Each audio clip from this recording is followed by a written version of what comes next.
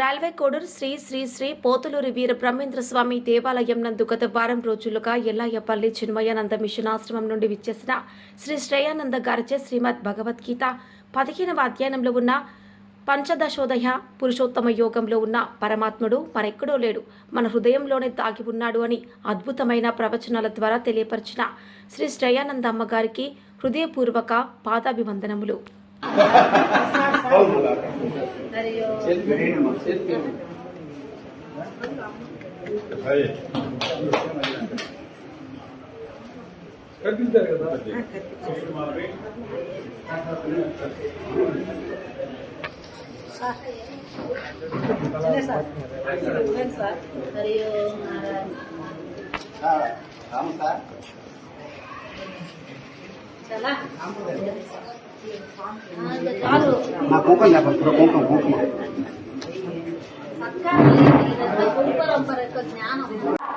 ధనము కట్టలు నగలు మణులు కాదు. ఒకవేళ అలా అనుకున్నా మన దేశం అంతటి సుసంపన్నమైన దేశం మరొకటి లేదు కాబట్టి అన్ని దేశాలకి మనల్ని చూసి కన్ను కొట్టి వచ్చి దోచుకుపోయారు, కొల్లగొట్టారు. కొన్ని 100 సంవత్సరాలుగా కొల్లగొట్టుతూనే ఉన్నారు. ఇప్పటి అయినప్పటికీ ఏ రోజైనా నా దేశము ఇతర దేశాలని దేని అని అడిగిందా? ఏ రోజైనా? అది నా దేశపు గొప్పదనం.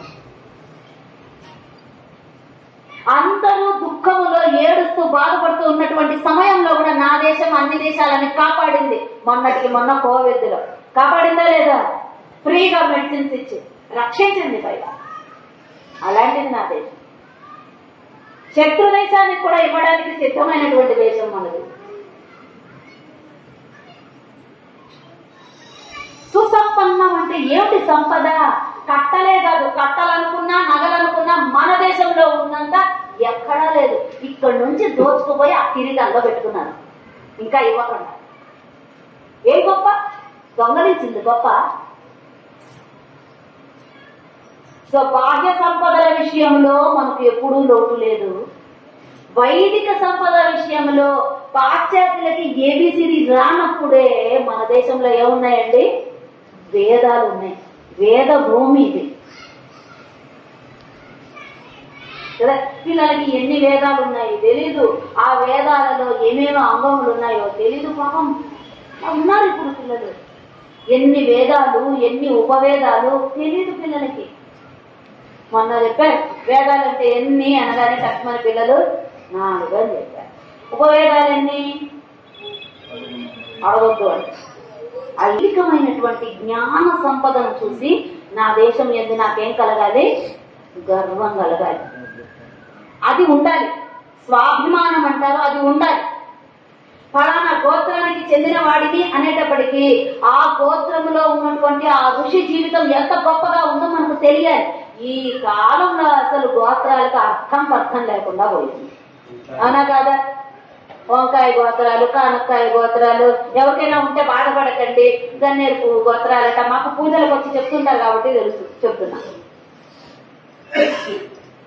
కానక్కాయ గోత్రం అన్నాను అనుకోండి, ఏం ఉత్సాహం వస్తుందండి ఆ గోత్రం నుండి? ఎలా పుట్టాయి మరి ఈ గోత్రాలు? అసత్యమా? ఎలా పుట్టాయి? అసలు ఉన్నటువంటి గోత్రాలు 7 సప్త ఋషుల గోత్రాలు బ్రాహ్మణులకు ఉన్నాయి. కూడా తపోమయమైనటువంటి జీవితాన్ని జీవించినటువంటి వారే ఆ గోత్రాలు ఉంటాయి. కర్కమ గోత్రము, కాశ్యపస గోత్రము చెప్పారు కదండి. ఇలాగా ఉంటాయి. బ్రాహ్మణులకి సప్త ఋషుల గోత్రాలు ఇవ్వబడ్డాయి కదా. కౌండిన్యస గోత్రము, వాసిష్ఠ గోత్రము, భారద్వాజ గోత్రము చెప్పారు కదండి. ఇవి ఇలాగా 7 సప్త ఋషుల పేర్లతో బ్రాహ్మణులకు ఉంటాయి. మిగిలిన వాళ్ళకి అందరికీ కూడా తప్పనిసరిగా గోత్రం ఎలా ఉండాలి? ఇలా తపస్సు చేసి గొప్పగా నిలిచినటువంటి ఆ ఋషుల గోత్రాలే ఉంటాయి. మరి మనకి ఈ గోత్రాలు ఎలా వచ్చాయమ్మా అన్నాం అనుకోండి. ఎలా వచ్చాయి? మనకు గుర్తు ఉండి లేక, ఆ గోత్రాలు పలకలేక, ఏదో ఒకటి మనం పలికితే ఆ గర్భాలయంలో ఉంచుకొని ఆ పురోహితుడు ఏదో విని ఒక అక్షరం విని ఇంకొక అక్షరం చేసుకొని ఆయన ఏదో పలికితే ఇలా ఒకటి పోయి ఇన్ని గోత్రాలు వచ్చి పడ్డాయి. సో మనకి మన గోత్రాన్ని చూసి గర్వం లేదు. మన సో గోత్రపు ఆ ఋషిని ఎందుకు కలుపుకుంటామంటే ఆ ఋషి ఇంత దివ్యమైన జీవితం జీవించాడు, నేను అలా జీవించాలి, నాకు రాబోయేటటువంటి తరాలకి ఈ సంస్కృతిని నేను అందించాలి అనేటటువంటి ఆ అభిమానం కోసం చెప్పారు. ఈ స్వాభిమానం ఉండాలి, దురభిమానం ఉండకూడదు. సో నిర్మాణ, దురభిమానాన్ని వదిలిపెట్టి నిర్మోహ, మోహమును వదిలిపెట్టాలి. మోహం అంటే ఏంటి?